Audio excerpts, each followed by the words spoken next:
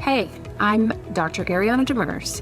I'm an orthopedic sports medicine surgeon, and I have successfully integrated orthobiologics into my busy practice so that I can provide a continuum of care and treat patients who are in the gap. The gap is this gray area in orthopedics where standard conservative treatments have not been effective, but surgery may not be warranted.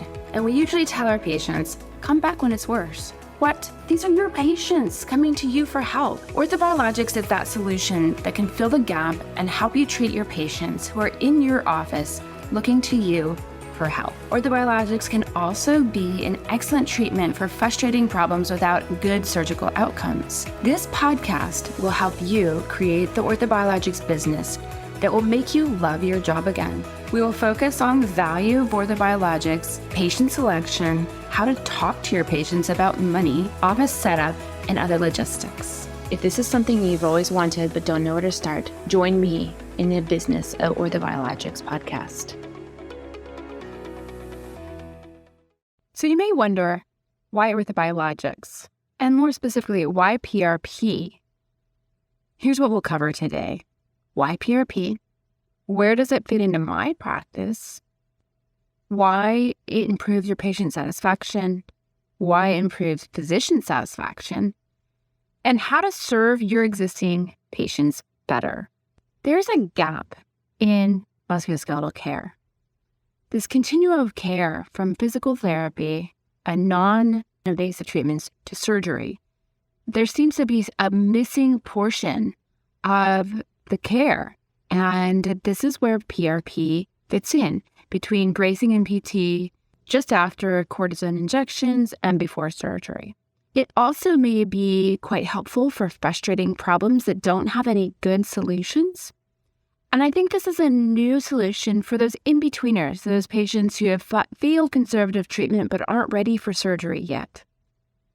It also creates happy patients. I mean, honestly, nobody wants surgery.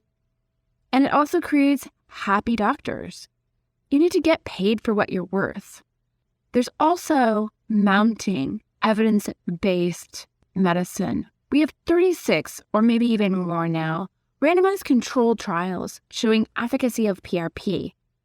And that may be better than what we're doing now in surgery. So the question is where does this fit in my practice? I really love PRP for these symptomatic non-surgical patients. Partial thickness rotator cuff tear in the face of arthritis, ligament strains that have failed non-surgical treatments of bracing, physical therapy. Anywhere I'm using cortisone, historically, I now consider Platelet Rich Plasma. It is a great anti-inflammatory and has really good anti-inflammatory effects. I use it instead of hyaluronic acid, and it's definitely longer lasting. Hyaluronic acid, we know, lasts between 6 and 12 months. And the most recent literature shows that Platelet Rich Plasma probably lasts approximately 12 to 18 months. This also, Platelet Rich Plasma has also been used as a disease-modifying treatment, especially in tendon and ligament tears, where we have seen stopping the progression of disease.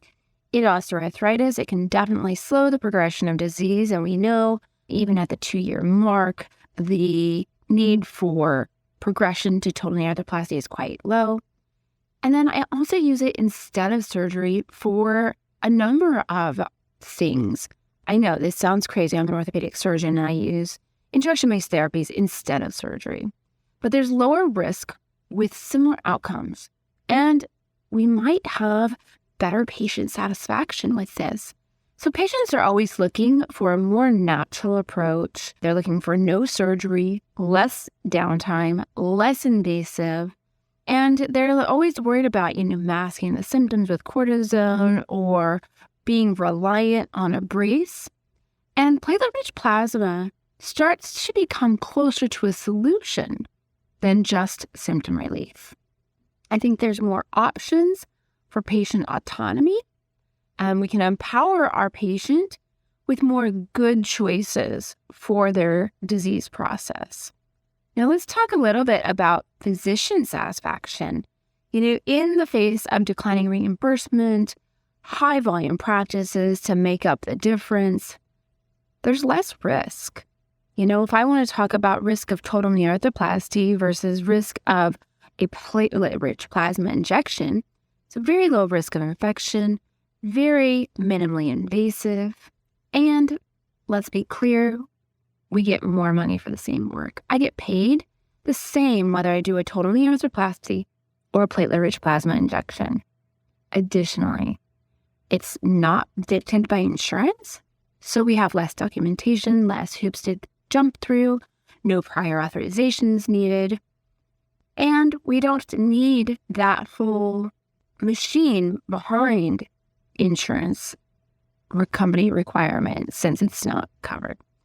And honestly, I actually feel like I'm helping patients. I'm using disease-modifying treatments that are minimally invasive and low risk.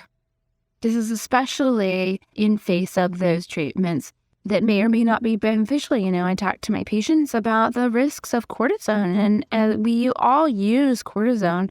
My use has decreased quite a bit, but cortisone is not benign. It causes elevated blood sugar, it can cause ligament rupture, and it does escalate arthritic change faster than normal saline or platelet-rich plasma. Additionally, this helps to have ability to share decision-making with our patients. We have more time within the cash pay structure to discuss all options and all risks and benefits to help the patient decide what's right for them. Additionally, a cash practice financial structure allows for time for good doctoring. You can listen to your patients for longer than 7 minutes and hear the nuances of what's happening. Now, do I have to advertise? Do I have to run out and get a whole bunch of new patients? No. You just serve your existing patients. And these patients are sitting in your office. They're coming to you for help to get better.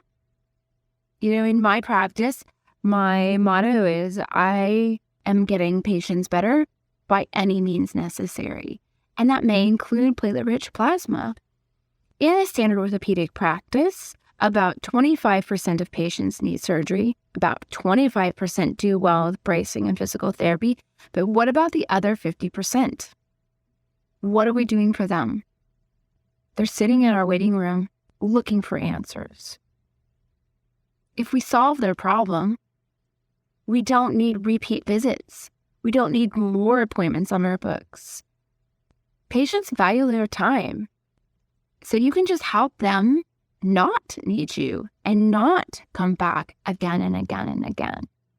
That's why we're here today, to learn how to add and integrate platelet-rich plasma into your practice, even if you don't know how to start.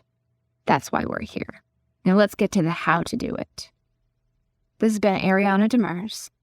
Join me for my next episode in the Business of Orthobiologics. This has been the Business of Orthobiologics podcast. Thank you so much for joining us today. If you want to know more, please join us on the website prp-now.com